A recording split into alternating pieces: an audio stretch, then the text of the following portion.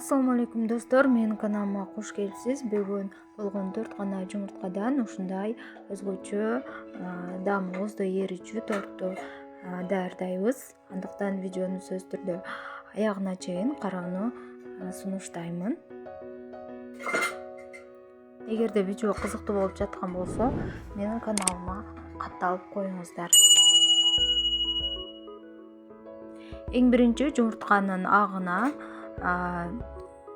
шекерди бөлүп кошуп, жакшылап миксерлеп алабыз.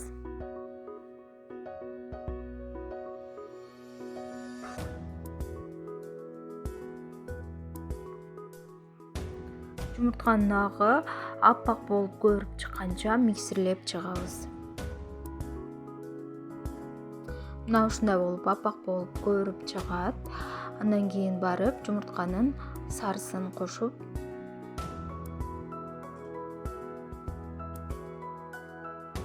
дагы бир жолу миксерлеп алабыз.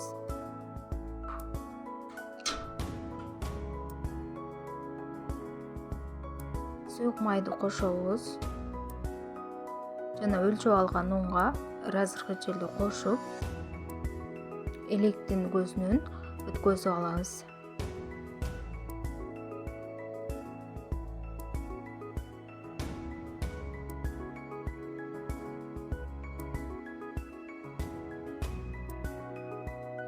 Андан кийин силиконовый ушундай лопаточка менен аралаштырып алабыз. Миксерлебейбиз. Жөн гана жакшылап бири-бири менен аралаштырып чыгышыбыз керек. Ичинде бир андай ундар калбашы керек, бирип калган. Мен өлчөмү 20 диаметрдүү формага бышырып жатамын. Сөзсүз түрдө духовканы алдын ала кызытып алабыз. Жана бисквиттин камырын куюп 180 градуста бышырып чыгабыз. Мына ушундай болуп бышып чыкты. Сөзсүз түрдө таякчанын жардамы менен бисквиттин бышканын текшерип алышыбыз керек. Бисквит сөзсүз түрдө толуктай муздагандан кийин барып формасынан чечебиз. Ушундай аябай жумшак бисквит бышты. Формасынан муздагандан кийин чечип алабыз дагы. Ушундай жиптин жардамы менен бисквитти 3 бөлүккө бөлүп чыгам. Бычакка караганда ушул жип менен бөлүп чыксаңыздар тегиз бөлүнөт бисквит. Мына ичин көрсөтүп жатамын. Ушундай болуп чыкты. Эми экинчи бөлүгүн жип менен ушундай бөлүп алдым.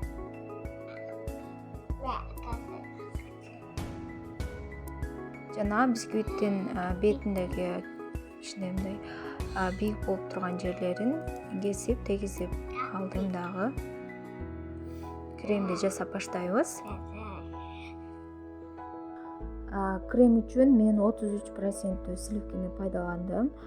Миксердин жардамы менен сливки коюлганганча аралаштырып алдым дагы. Андан кийин барып варенье сгущенканы кошуп, дагы жакшылап бири-бири менен аралашкыча миксерлеп алам. Сливкини көп коюлгандан кийин узак убакытка миксерлегенге болбойт, ирип кетет. Ошол себептен болгону кичине бири-бири менен аралаштырып алыш үчүн гана азыраак миксерлеп алабыз. Мына ушундай крем даяр болду менде. Эми тортту жыйнап баштайбыз. Өзүбүзгө ошол керектүү өлчөмдө кальционун диаметрин өлчөп алып, кальциого торту жыйнайбыз. Себеби аябай тегиз болуп чыгат кальцио менен жыйнаганда. Эгерде сиздерде кальцио жок болсо, анда жөн деле жыйнай берсеңиздер болот.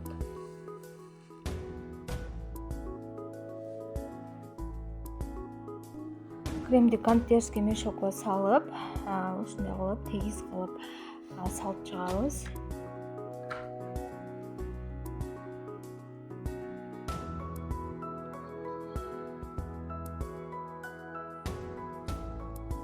Экинчи бисквитти алып, андагы сүт менен пропитка жасап алабыз. Кремди да тегиздеп ичине салып алып, эң акыркы бисквитти салып алабыз. Жана холодильникке 30 минутта, 40 минутта же 1 саатка коюп коебуз дагы. Андан кийин барып касуден чечебиз. Эми торттун бетин тегиздеп алабыз.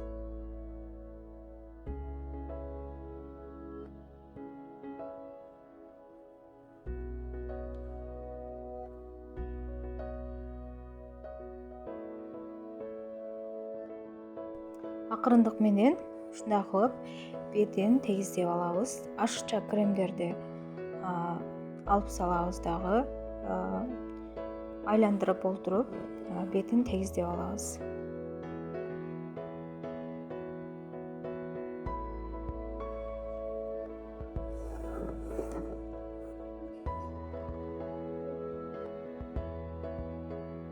Торттун бетин өзүңүздүн калыбыңызга жараша кооздоп алсаңыз болот.